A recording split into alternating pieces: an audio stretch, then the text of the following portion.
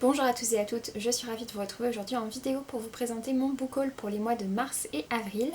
Alors effectivement le confinement a commencé au milieu du mois de mars comme vous n'êtes pas sans le savoir, mais j'avais déjà acheté et reçu quelques trucs avant, voire pas mal.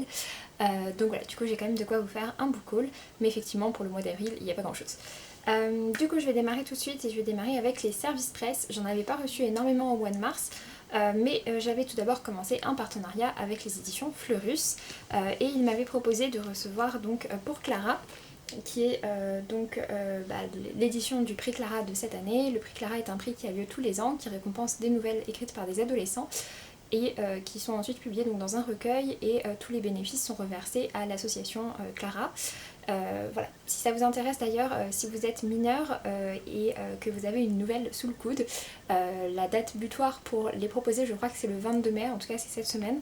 Donc voilà, si jamais ça vous intéresse, n'hésitez pas à foncer, à vous dépêcher d'envoyer ça chez eux. Mais voilà, je l'ai déjà lu, je vous en ai déjà parlé dans un de mes points lecture du mois de mars. J'avais également reçu une autre de leurs nouveautés du mois de mars, le prix Clara je crois qu'il est sorti en tout début d'année. Celui-ci pour le coup c'est vraiment une nouveauté du mois de mars, il s'agit de La Dernière Sorcière par Joanne Elio, donc toujours chez Fleurus.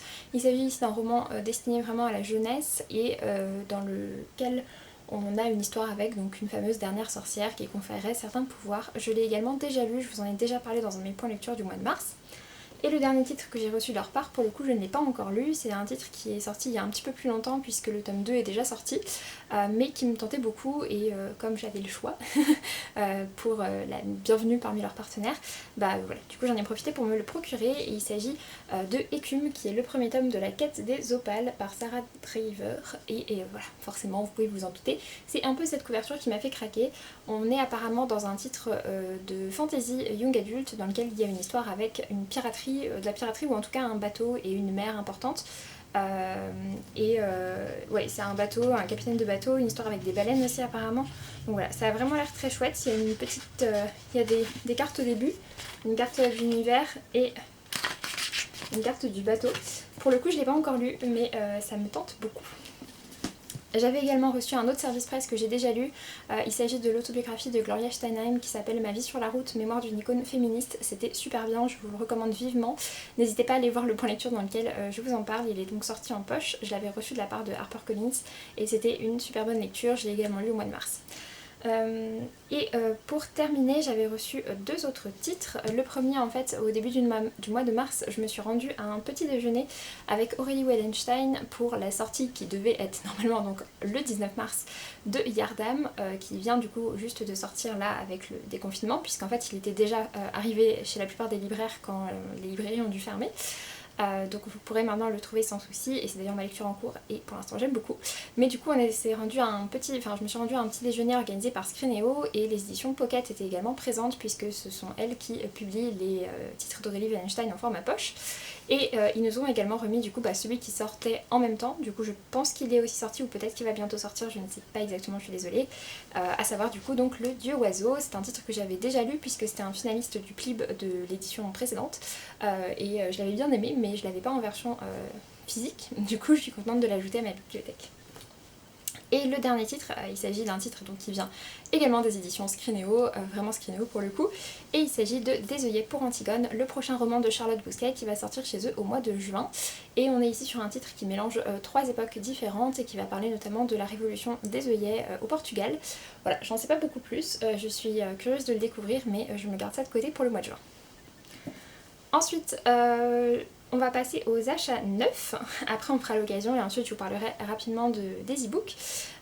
Du coup, côté achat neuf, au mois de mars, du coup début mars, je voulais absolument me rendre en librairie pour acheter un titre qui me faisait extrêmement envie, que je savais que j'avais beaucoup aimé et d'ailleurs ça a été le cas, je vous en ai déjà parlé dans mon premier point lecture pour le mois de mars et il s'agit de la bande dessinée Le Cercle du Dragonté par Cathy O'Neill qui est sorti donc aux éditions Bliss. Il est sorti je crois en fait à la fin du mois de février et c'est un titre que j'ai adoré. J'aime beaucoup les dessins qui sont super colorés et super mignons, c'est tout à fait le type de dessin que j'adore dans les bandes dessinées.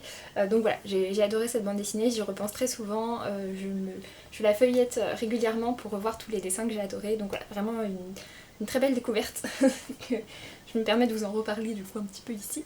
Je m'étais également procuré un autre incontournable pour moi, pour le coup je sais plus s'il est sorti fin février ou début mars, et il s'agit du coup du tome 7 du comics donc The Wicked plus The Divine. Ce tome 7 s'appelle Postérité et c'est chez Glénat Comics, c'est toujours écrit par le même collectif d'auteurs, donc Gillian, McKelvey, Wilson et Coles, et je crois qu'il y en a même d'autres encore qui contribuent au projet à chaque fois. J'ai adoré les 4 premiers tomes de la série, les 4 premiers tomes en fait forment un premier arc narratif, et du coup j'ai pas encore continué le reste, j'ai pas encore découvert les arcs suivants, mais il faut que je m'y mette, surtout que le rythme de publication est quand même assez soutenu. Pour l'instant il y a 9 tomes je crois en VO, je sais pas si la série est finie, je ne crois pas. Mais voilà, en tout cas les parutions françaises suivent plutôt bien le rythme, les 3 derniers tomes sont sortis assez rapprochés. Donc voilà.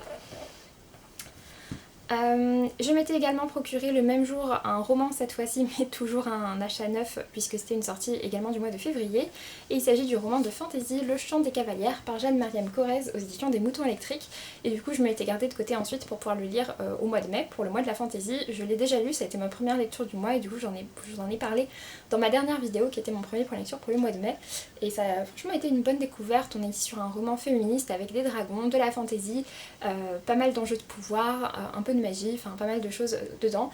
Comme toujours au Moutons Électriques, c'est un titre qui est assez exigeant en termes de style, c'est pas de la fantasy hyper accessible, mais pour ma part c'était une bonne lecture. Et je m'étais également procuré ensuite 2 autres romans neufs. Ces 2 autres romans là pour le coup je les ai pas achetés comme pour les autres à Gibert en profitant de ma petite carte cadeau. Pour le coup ces 2 romans là ce sont 2 romans que j'ai achetés directement sur les sites des éditeurs. Ce sont 2 titres en fait que je comptais me procurer lors d'événements à Paris, que ce soit Livre Paris ou les autres conférences en fait, puisqu'il y a également pas mal d'autres événements prévus à Paris dans le cadre de la venue de tout le monde à Paris pour le Salon du Livre de Paris.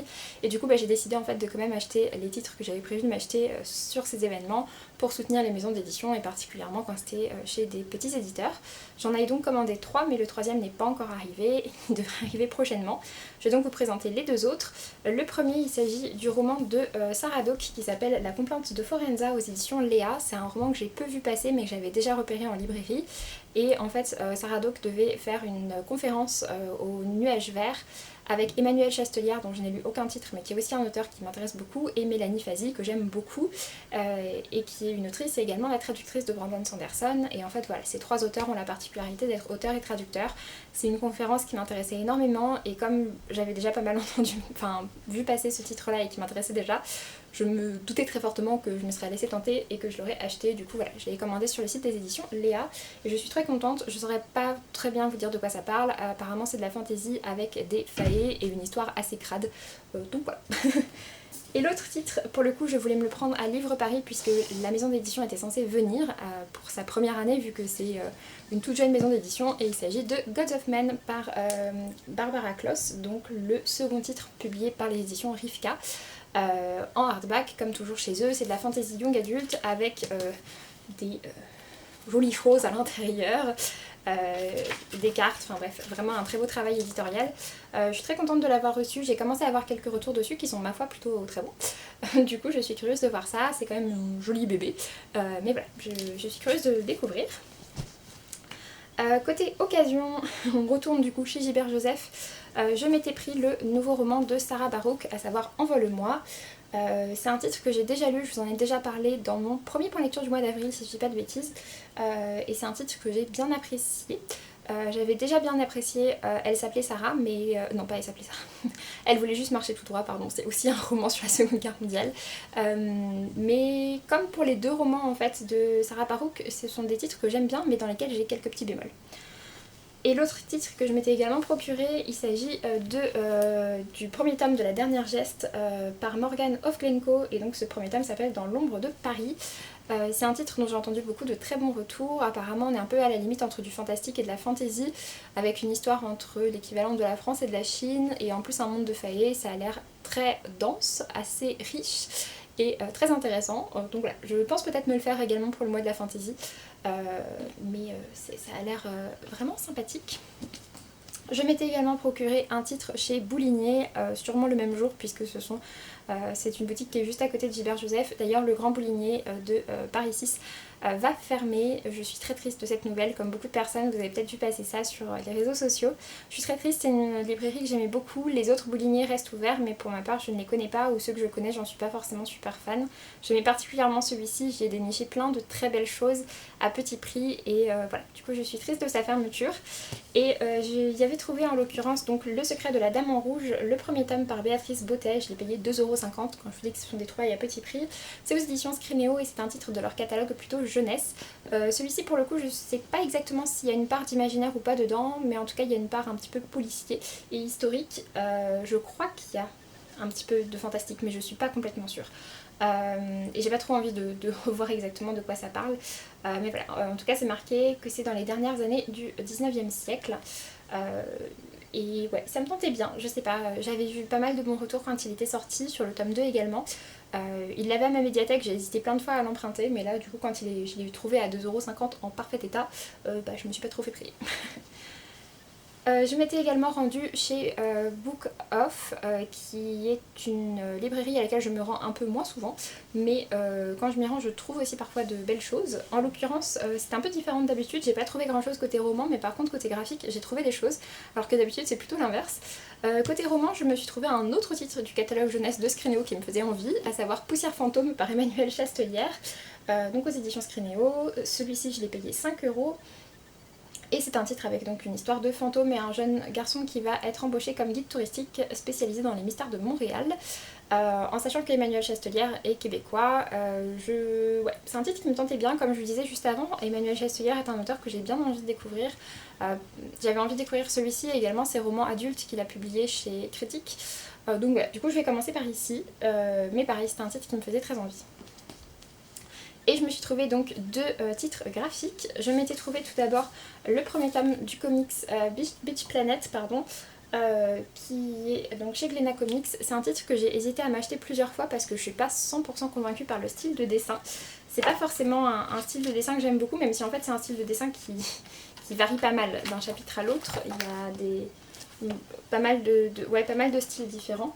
Et c'est pas forcément quelque chose dont je suis toujours fan, mais j'ai vu plein de bons retours, et notamment Opening a dit qu'elle avait beaucoup apprécié, et en plus c'est une série terminée en 2 tomes. Donc voilà, du coup je me suis laissée tenter en l'occurrence. Je l'ai trouvé donc au prix de 7€, donc c'était plutôt avantageux. Il doit coûter je pense le même prix que les The Wicked plus de Divine, donc quelque chose comme 17,59€. Donc voilà, du coup je me suis laissée tenter. Et j'ai également trouvé un roman graphique pour le coup qui était dans ma wishlist depuis au moins 4 ans, quelque chose comme ça, mais j'hésitais toujours à me le prendre, et il s'agit donc de Emma G. Wilford par Zidrou et Edith chez Noctambule, je crois que ça appartient à Soleil. C'est un titre qui me faisait très envie parce que l'objet livre est absolument somptueux, mais le style de dessin me plaisait bien, mais sans plus. C'est pareil, l'histoire c'est en gros l'histoire d'une femme dont le mari va décéder, c'est un mari aventurier, et elle va décider en fait de se lancer sur ses traces parce qu'elle pense qu'il n'est pas mort, ou en tout cas qu'il y a quelque chose à apprendre. Et pour vous montrer un petit peu l'objet livre, ça se présente comme ceci. Ensuite, vous l'ouvrez. Et ensuite, ici, vous avez l'ouvrage graphique. Et à l'intérieur, il y a des choses qui sont glissées. Il y a des billets d'embarquement, etc. Qui pour ma part sont présentes dans mon édition, alors que j'ai acheté d'occasion. Mais je pense pas honnêtement qu'elle ait été lue. Elle est en très très bon état. Mais voilà, du coup, c'est un titre que j'avais depuis très longtemps dans ma wishlist. J'ai hésité plein de fois à me le procurer. Et là, c'était l'occasion. Je l'ai aussi payé 7€. Pour terminer côté occasion, deux petites choses que je m'étais achetées sur internet. La première, je m'étais commandé sur le site de Momox le tome 2 de la série jeunesse Lune et l'ombre, donc ce tome 2 qui s'appelle Forger le lien par Charlotte Bousquet aux éditions Gulfstream. J'ai déjà les tomes 1 et 3, je les avais trouvés en fait tous les deux à très petit prix, je les ai payés quelque chose comme 1 ou 2€ chacun. Du coup il me manquait plus que le tome 2, donc ce tome 2 je l'ai payé un peu plus cher, j'ai dû le payer 7 ou 8€, quelque chose comme ça. Mais du coup j'ai complété la série et je vais donc pouvoir me lancer dedans. C'est une série qui n'a pas forcément d'excellents retours, mais comme j'aime beaucoup ce que fait Charlotte Bousquet, je suis très curieuse de la découvrir quand même. Et l'autre petit craquage que j'ai fait, c'est un craquage que j'avais très envie de faire depuis longtemps, mais je trouvais que c'était assez cher, du coup je me freinais.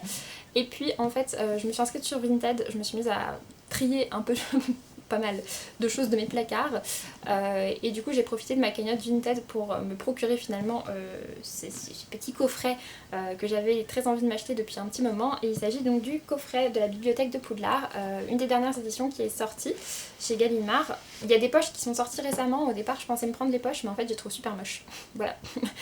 Du coup finalement j'ai pris ceux-là. Avec donc des tomes comme ceci. Ils coûtent en fait individuellement à peu près 13 ou 14 euros chacun.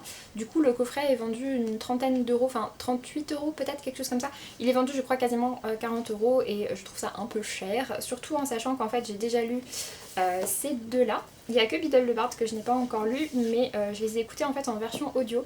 D'ailleurs les versions audio sont super chouettes, elles sont avec des bruitages et tout, c'est vachement chouette. Celle de Biddle le Bard traîne à sortir, j'ai vu qu'elle allait sortir bientôt là normalement en anglais, du coup j'espère qu'elle sortira aussi bientôt en français. Mais voilà, du coup j'avais quand même envie de les avoir dans ma bibliothèque. Et voilà, j'ai fini par craquer sur ce coffret. Pour ce qui est du prix, je l'ai payé en une vingtaine d'euros si je dis pas de bêtises, plus à peu près 5 euros de livraison. Je dirais à peu près 25 euros, mais comme je vous disais, je les ai payés du coup avec ma cagnotte Vinted. Voilà. Et du coup pour terminer rapidement du côté des numériques, je me suis procuré tout d'abord le catalogue de Noir d'Absinthe, puisque pendant le confinement, je ne sais pas si ça marche encore maintenant, je ne suis pas sûre, pendant le confinement on pouvait en fait acheter les titres du catalogue de Noir d'Absinthe en payant un prix libre et ça donnait accès à l'ensemble de leurs e-books. C'est donc ce que j'avais fait. Et j'en ai lu 2 pour l'instant, il y en a plus que ça qui me font envie, mais j'en ai lu 2 pour l'instant. Je m'étais également procuré 5 titres au total des éditions du Chat Noir, puisque pendant longtemps ils ont fait une offre jusqu'au 1er mai je crois, avec tous leurs titres à 1,99€. Je m'étais procuré 5 titres, il y en a 2 en fait que j'avais déjà mais que j'avais chez moi en papier et je n'étais pas chez moi. Et 3 autres, je m'étais procuré Ceux qui hantent les bois, qui est une de leurs dernières nouveautés par Don Kurtagish, mais en fait j'ai très envie de les commenter en papier. Je m'étais également pris Cœur Vintage par Cécile Guyot, puisque j'avais écouté une conférence qu'elle avait, enfin un live qu'elle avait fait sur Instagram et je trouvais que ce qu'elle en disait était hyper intéressant. Et je m'étais également procuré le premier tome de Palimpseste, qui est une série plutôt steampunk qui me fait envie depuis longtemps, mais j'hésite toujours à me lancer dedans, donc voilà, c'était l'occasion. Pour le coup j'en ai eu aucun de celle-là pour l'instant. Et enfin le dernier titre que je m'étais procuré, pour le coup je peux vous le montrer puisque ma liseuse est juste à côté de moi et elle est restée dessus. Il s'agit du recueil des mots par la fenêtre qui était donc dont les bénéfices étaient reversés aux soignants. Je vous en ai parlé dans mon dernier point lecture, j'ai pas aimé mais ça reste une bonne œuvre donc je ne regrette pas de l'avoir acheté. Donc voilà, sur ce j'en ai donc fini avec ce book haul. N'hésitez pas à me dire si vous avez lu certains de ces livres, s'il y en a certains qui vous tentent. Et puis pour ma part je vous laisse et je vous dis à très bientôt pour une prochaine vidéo. Salut!